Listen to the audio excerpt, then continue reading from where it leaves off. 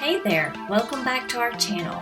Right now, Dollywood's Flower and Food Festival is going on, and one question keeps coming up that many people are asking: is the tasting pass really worth it? Well, I want to take the time to break it down, and the answer may be surprising.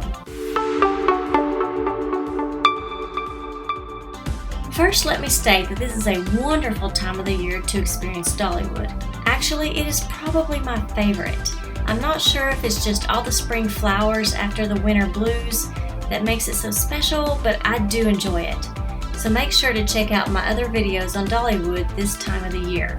Dollywood's Flower and Food Festival runs from April 19th to June 9th, and during that time, you can purchase a festival tasting pass. If you are considering indulging in a tasting pass, you might have a few questions, like if it's cost effective. I mean, really, could you just buy individual foods that you want and come out ahead? Or what about the food choices? Are there even enough food choices to suit you? And then there's the matter about time and how long is your pass good for, and so on. So let's go ahead and dig in. Let's consider cost, because that's usually at the top of the list. You've already paid for the tickets or season passes. How much more additional add-ons do you want to do? When you think about time saver passes, photo passes, souvenirs, those are extra dollars that you may want to spend, and you kind of have to weigh what extras you want and don't want. And the tasting pass is definitely an extra cost. So what is the cost? For Diamond or Gold Season Pass holders, it is basically $37 plus some tax. And if you don't have one of those season passes, it's only $3 more at about $40 and some tax. Well, what do you get for that cost? I think you have to consider actually breaking down the cost of the pass versus purchasing individual food items. For example, to buy one of these savory bites might cost you between $12 to $15. So let's say about $13 on the lower end of the food items. Alright, so let's just assume that we spent $40 on a tasting pass. And you can get 5 of those savory bites on that pass. Now, if you want to purchase 5 savory bites individually, you'd only get about 3 for that same price. So in that example, it is definitely worth buying the pass when it comes to comparing the same number of food items.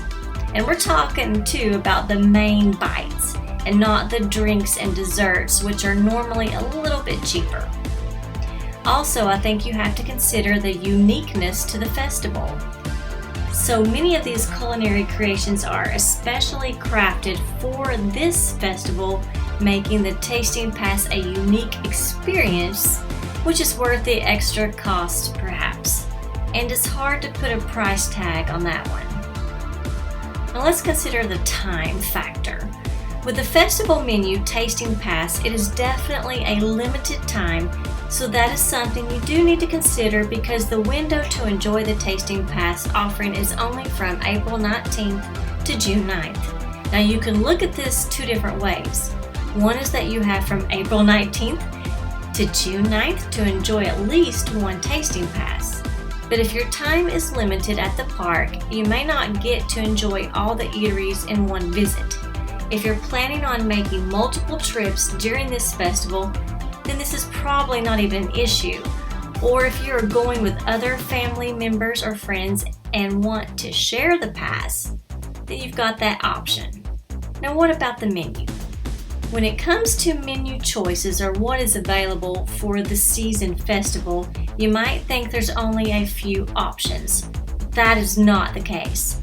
These savory bites are what I call mini entrees, plus all the desserts and all the drinks, and there's quite a few of each to choose from.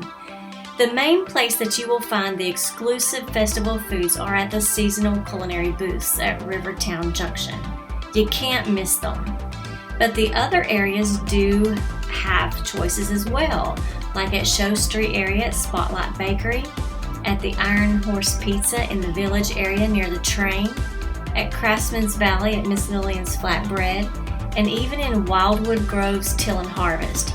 So the choices abound and are spread out, but like I said, the main area to find the most choices is at Rivertown Junction. As you can see, there is a lot on the menu here. All in all, there are 14 savory bites to choose from. That's 14, and I think that is plenty of choices for your entire family to choose.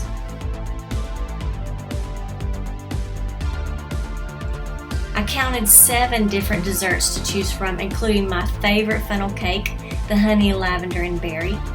And if you like lemon, there's the lemonade cupcake and the lemon cannoli. There's also the nuts for chocolate cupcake, pistachio waffle ice cream sandwich, and even a red velvet donut cupcake.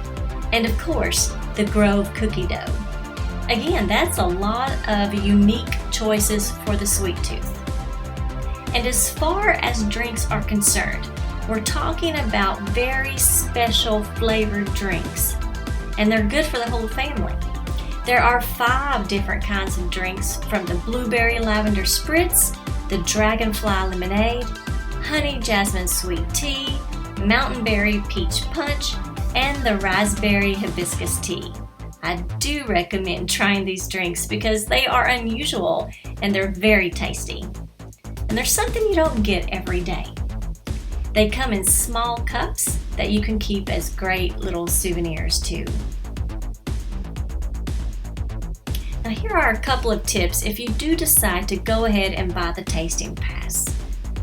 1, only buy the main dishes and purchase the drinks separately. Drinks are cheaper, so this means you get more bang, or should I say food, for the buck. Buy only 1 pass at a time and share it between family members, but you'll probably end up buying a second one. While you can buy the tasting pass online in advance, you can easily purchase them in the Show Street Ice Cream Building right after you enter. And even if you think that you will not use up the 5 foods on your tasting pass in one trip, if you're planning on coming back during the festival, just bring your tasting pass back, as they save, and you can use it on your next visit if you're planning on coming back during the festival. But that is key. It has to be used during this festival. So if you're not coming back during this time frame, and let's say you have 2 more left on the pass, then grab a couple of drinks or a pastry on your way out and enjoy them on your way home. So after you break it down, what's the verdict? Buy the tasting pass.